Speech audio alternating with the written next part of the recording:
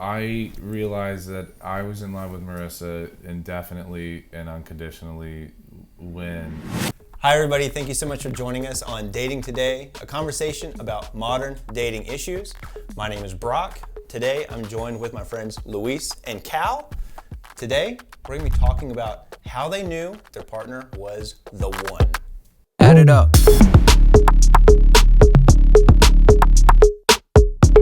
Before we get started, I want to give a shout out to my friend Mishari over at North Shore Liquor. He contributed this beautiful rye to contribute to the atmosphere. I've got these two guys here. We've been sipping on it, really enjoying it. Mishari, thank you for that recommendation.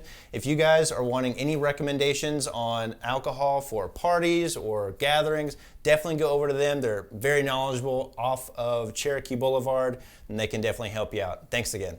Guys, thank you so much for joining today.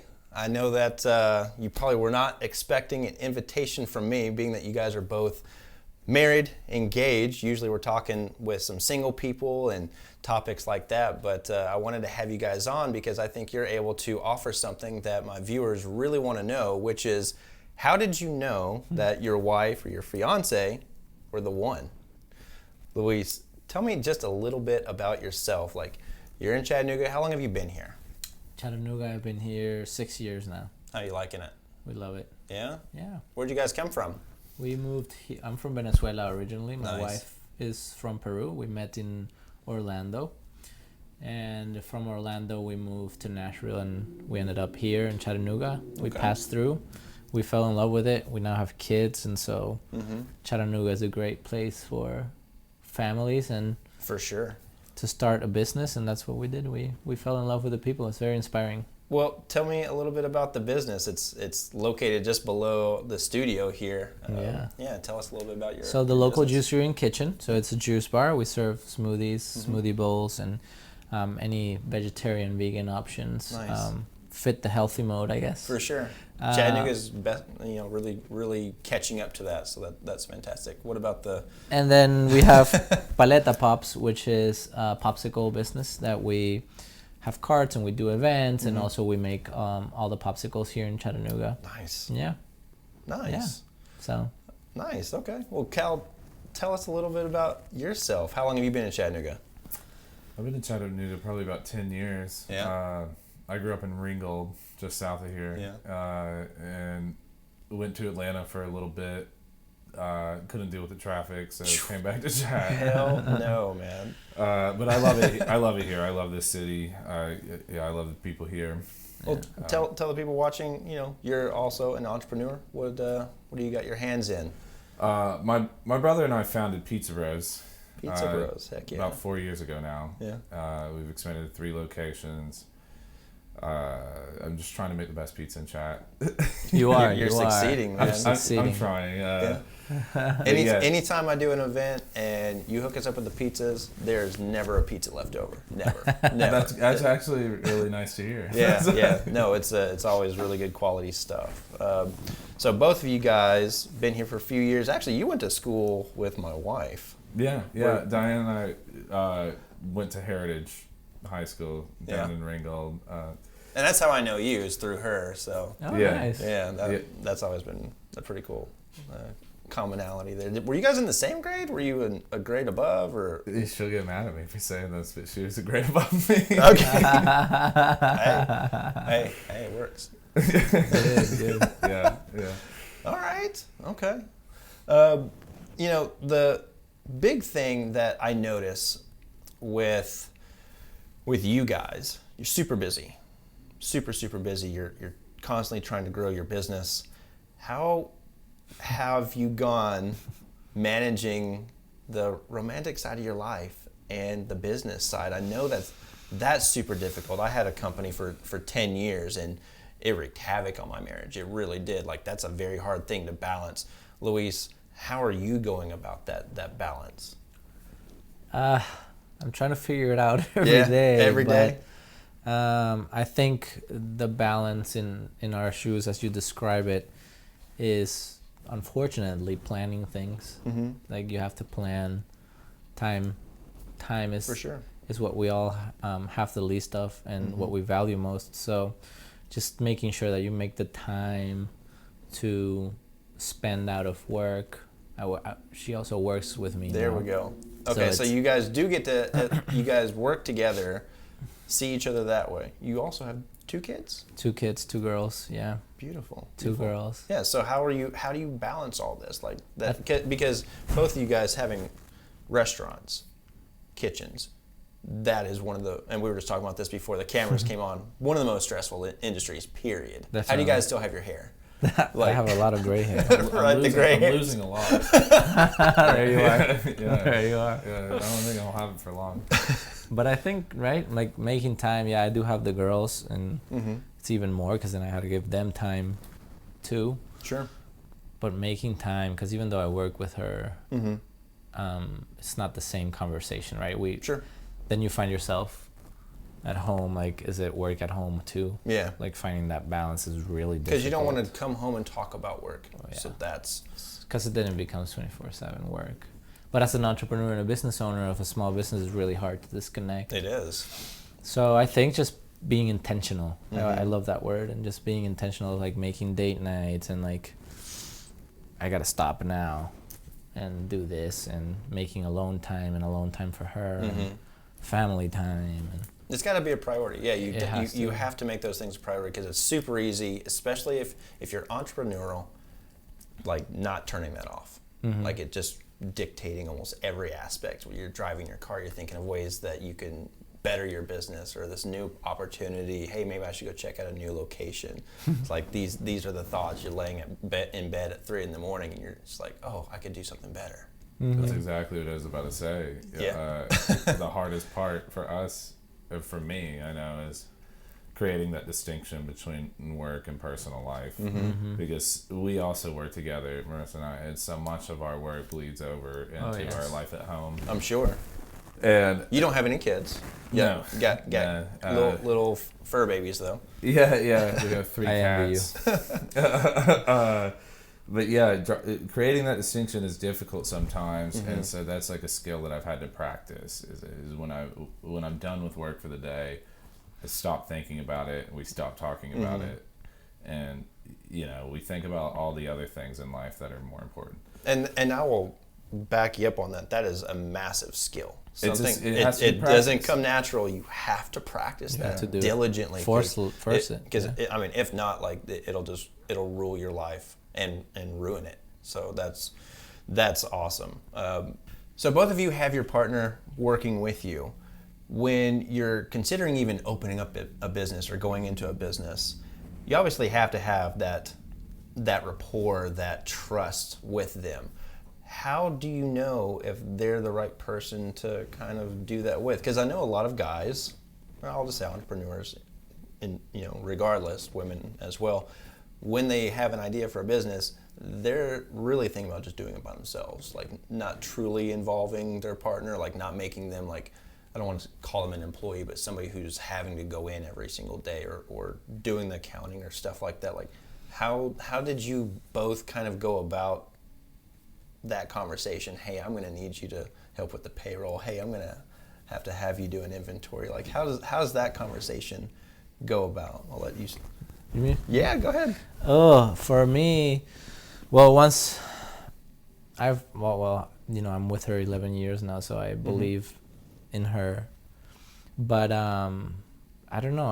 I've lived this life for 4 or 5 years now of entrepreneur, and I just see so many benefits aside from the stress that you've mentioned. Right. So many benefits of us building something together. We already chose to build a life together. So if for me, from my perspective, it's been always that, like, if we can do that, why can't we also build this? And this is actually part of our life regardless. And so if I'm thinking of that concept of building a life together, sure, then why can it all balance out and we do this thing together that, years down the road, our kids will already are the learning sponges from everything we do. And so I know they're going to be way more successful than anybody else, no offense. But but them to see that we were able and capable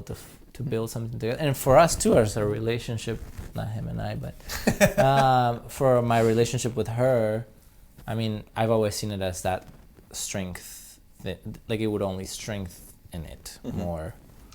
That's my perspective. Was Local Juice, obviously you guys, gentlemen, he sold it to you guys. Was it your idea to, like, hey, let's buy this place? How did that conversation come about? So it was always my dream, 11 years ago to get to this place, and juicing changed my life. Not to go into that story, but I was in Chattanooga, caught between opening my own store, and then I learned about it in the space where it is thrives in Chattanooga. It's in a great location, and so I chose to purchase it based on that. But with her support, I guess she just saw that in me. The first thought wasn't her, it was selfishly me. Like, I need to fulfill this. Not selfishly, I mean, I have my life, but meeting my goals.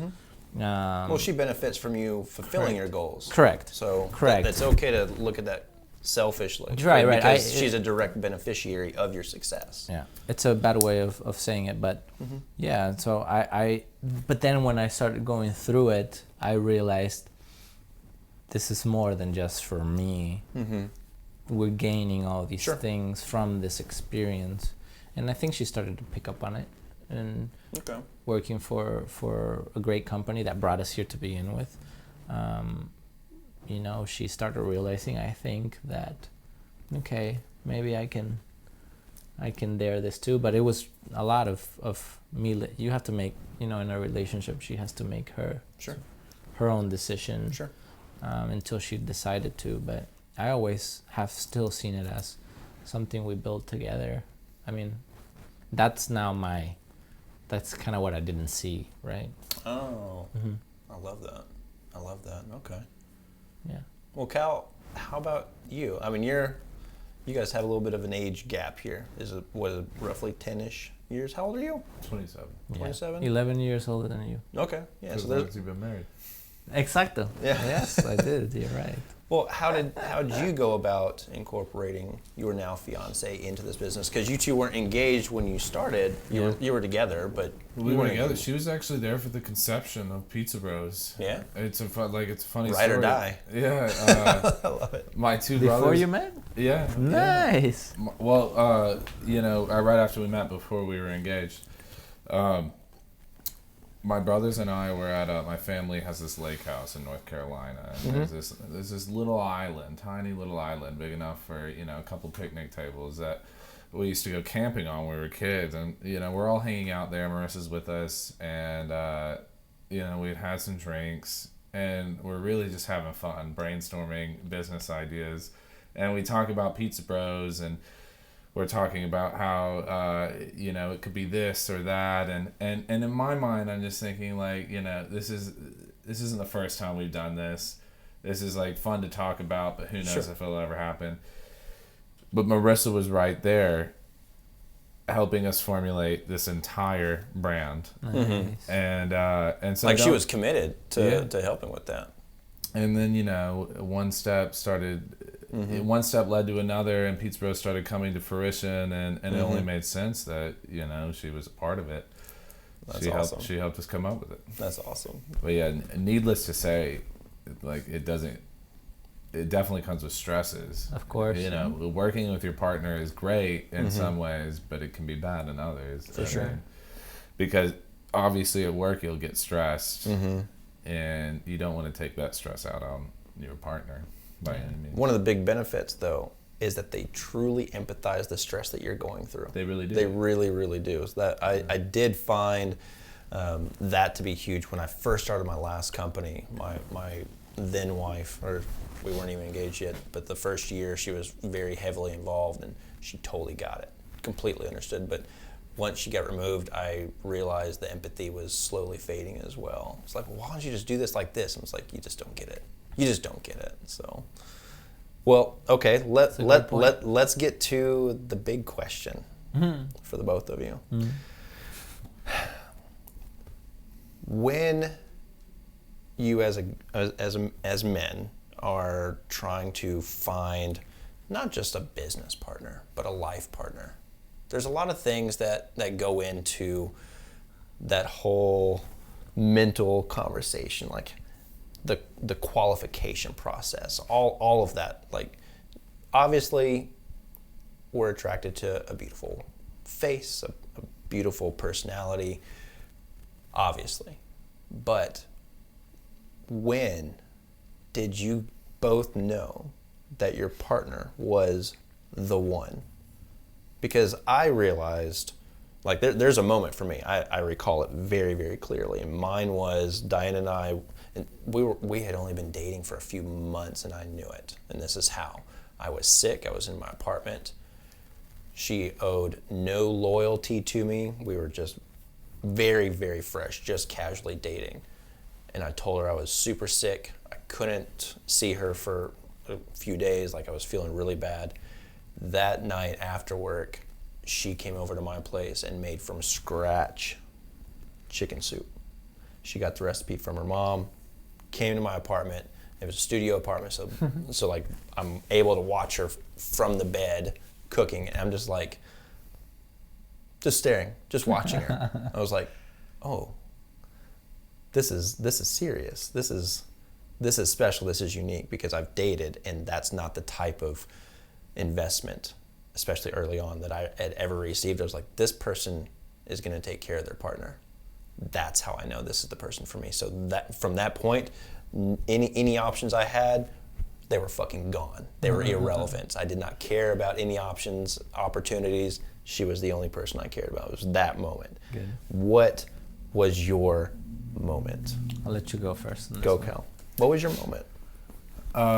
You know, I don't know if there was necessarily a particular moment, but I realized that I was in love with Marissa indefinitely and unconditionally when she made me feel completely okay about the person I was, the person I believed myself to be.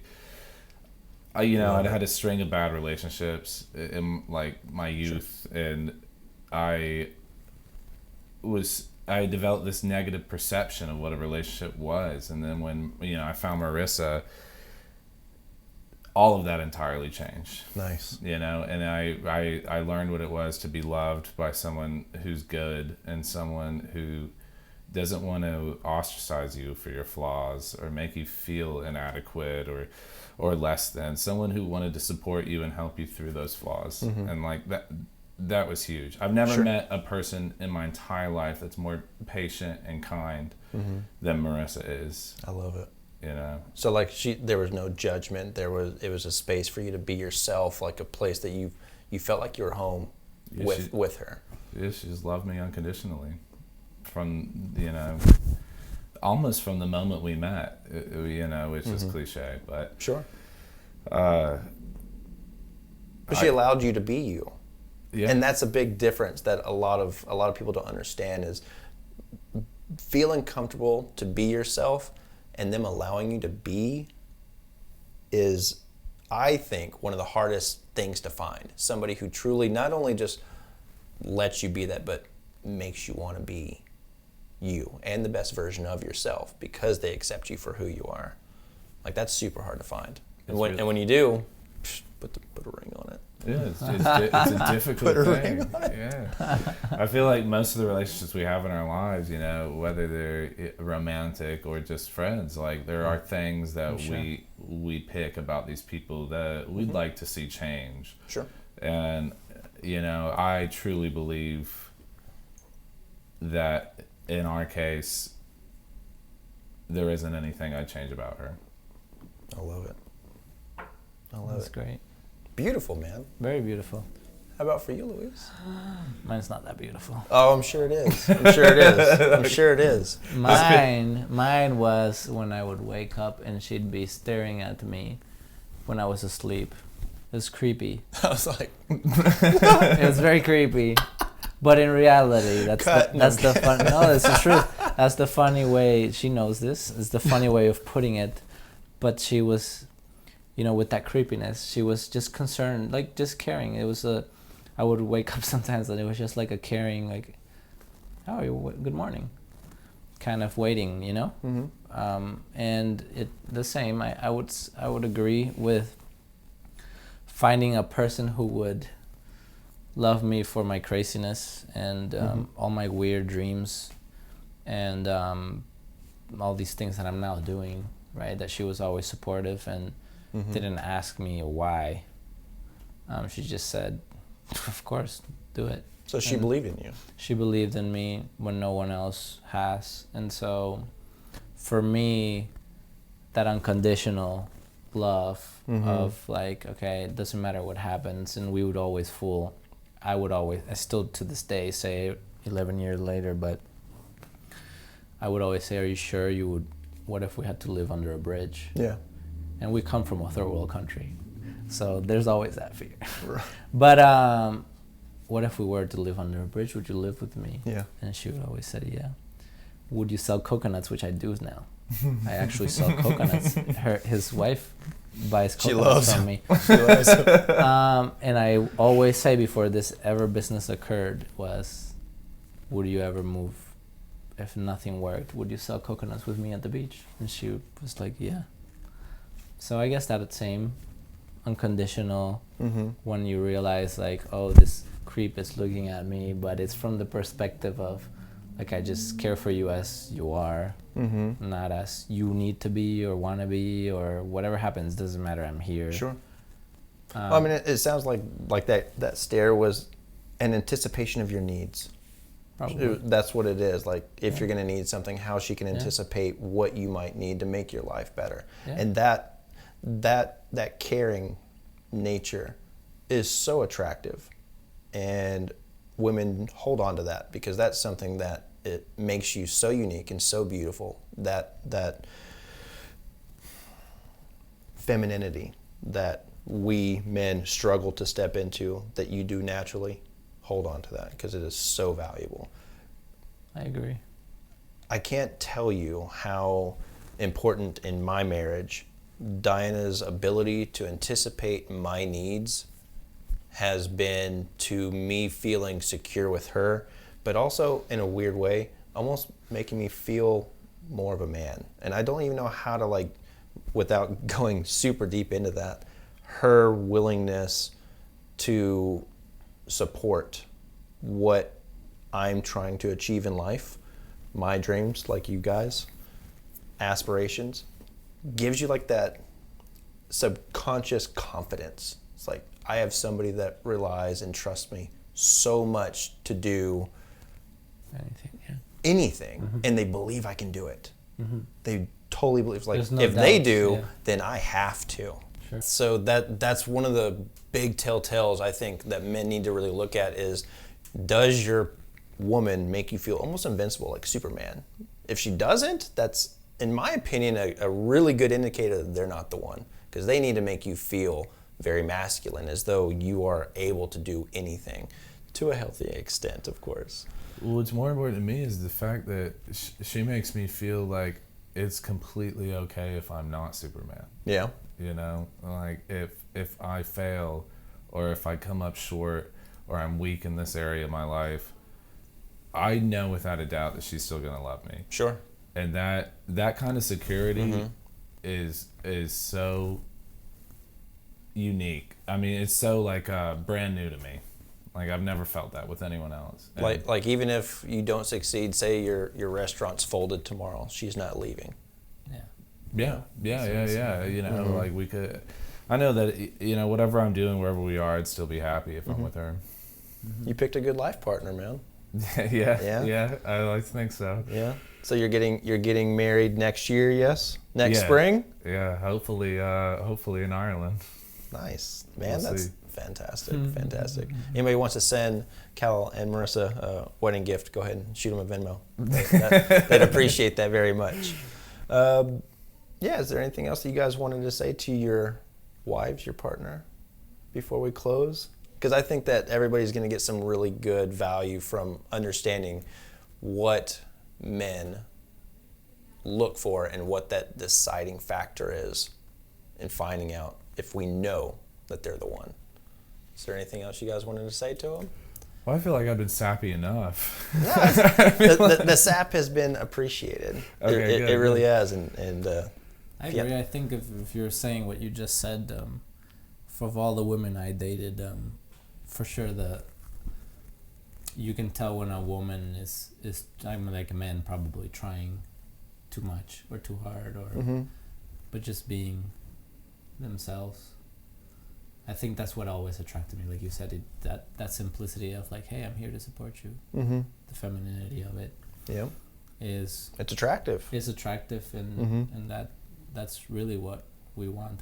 I don't care about all the flashy stuff, right? Personally, but just we're like little kids. Yeah, right? We just want to be hugged and kissed and said, "Come on, you got this." Right? Yeah. Go play ball. I don't know, something like that, and that's. I mean, we're simple. I don't know. We are simple. No, that's I'd say that's the note right there. Men are simple. We don't ask for, I think, a whole lot. No. I think that really what we're wanting is just a partner that empathizes extremely well, and they have a nurturing nature to them, and that they believe in us and our ability to protect and provide. And you guys are doing a very, very good job at not just in your business life, but also in your relationship lives. I know that the ladies are going to really love this episode, and I guarantee that if they're not crying at one point listening to how you guys feel about them, I guarantee it. It could have hurt. Well, guys, I really appreciate you both coming on to the show today. It means a lot to me. I know you are both very busy. Like I said, you guys have restaurants, kitchens, all that stuff kind of going on. If you guys have any questions that you want to leave in the comments, definitely go ahead and do that for these guys, for me as well. Luis, Cal? Salud. See you guys later. See ya. Bye. Thanks. Add it up.